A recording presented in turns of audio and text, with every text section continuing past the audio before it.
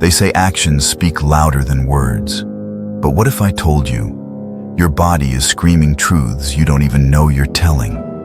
Even when you smile, your muscles betray you. When you lie, your heartbeat changes your posture. And when you want something, power, love, control, your body gives it away before your mind even realizes it. Because here's the dark truth, your body speaks a language your mouth can't censor. And if you can learn to read it, you can read anyone. But if you don't, someone else is already reading you. Stay until the end, because the last part might just make you question every handshake, every smile, and every "I'm fine" you've ever seen. Body language. It's not just a tool for communication. It's the hidden channel where our intentions, fears, and desires leak out. It's primal, uncontrollable, and brutally honest. You can dress well, speak smoothly, pretend to be confident, but your body, it will always tell the truth. Psychologists say that over 60% of communication happens non-verbally, and that means most people are walking around naked, not in body, but in truth. Because while your words can lie, your gestures can't. There are two sides to body language: decoding and encoding. Decoding is the power to read people. It's how you look beyond what they say, to see their emotions, their real intentions, their character. Think of it as reading the subtitles of someone's soul. When someone says, "I'm okay," but their eyes dart sideways, you know they're not. When someone smiles, but their shoulders tighten, that's not friendliness, that's fear. Then there's encoding. Encoding is how you control the signals you send. It's how you shape the first impression, the power dynamic, the attraction, the game. If decoding is reading others, encoding is writing yourself. People who master encoding, leaders, seducers, manipulators, know exactly what to do with their hands, their eyes, their silence. They don't just talk, they command presence. Body language doesn't just decorate communication, it drives it. First, giving cues. Cues are the body's traffic signals. A nod says keep going. A head tilt says I'm listening. But silence and stillness, they kill the flow. These small regulators decide how comfortable or tense an interaction feels. The sharp ones, leaders, persuaders, manipulators, use cues like tools. They mirror, they time, they guide the rhythm. And whoever controls that rhythm controls the exchange. Second, conflicting. When words and body language clash, the body always exposes the truth. You say you're fine, but your fists clench. You claim confidence, but your shoulders cave. That's incongruence, the crack between what's said and what's real. People sense it instantly, even if they can't explain why. It's how your body quietly tells the truth. Your mouth refuses to. Third, substitution. Sometimes, the body speaks when words can't. A glare can silence. A raised hand can command. A look can confess what a mouth won't risk saying. We use it when speaking would reveal too much. Anger, attraction, or power. It's silent, but never subtle. Fourth, complimenting.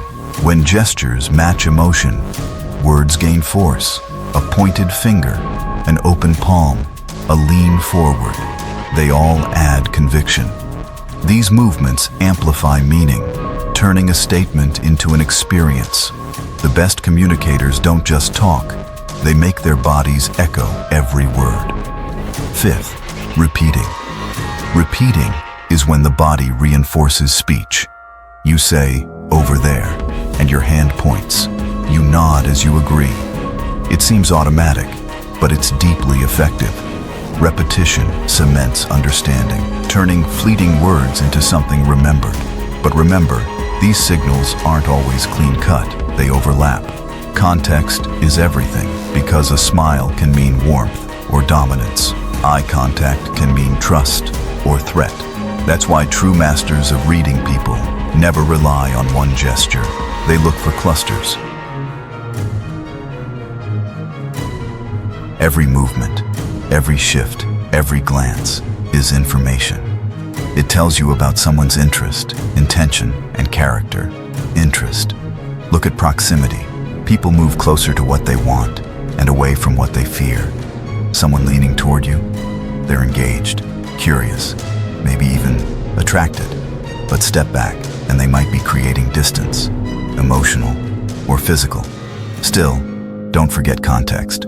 Sometimes people step back not from rejection, but from respect, intention. This is where the game gets deep.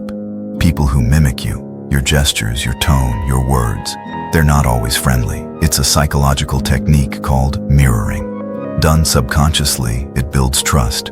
Done deliberately, it manipulates.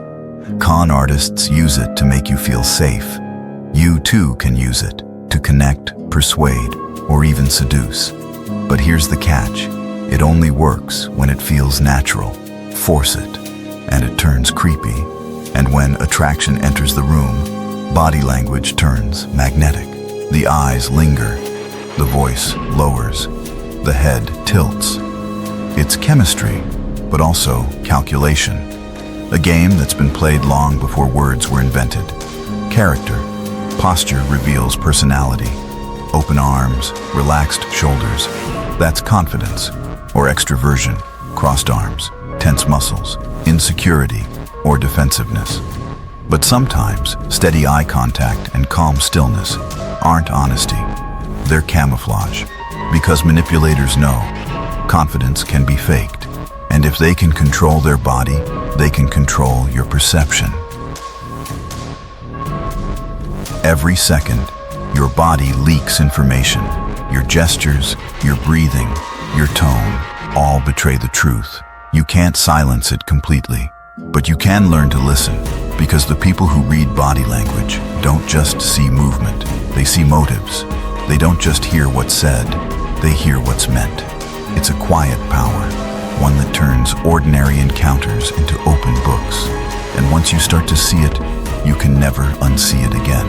You've been speaking a secret language your whole life. You just didn't know it. Now that you do, the question is, how will you use it? To connect, to protect, or to control? Because the body never lies, but it can be trained to deceive. This is Dark Honey, where the truth isn't told, it's shown. Stay observant, stay curious, and as always, watch closely. Someone's body might be telling you everything.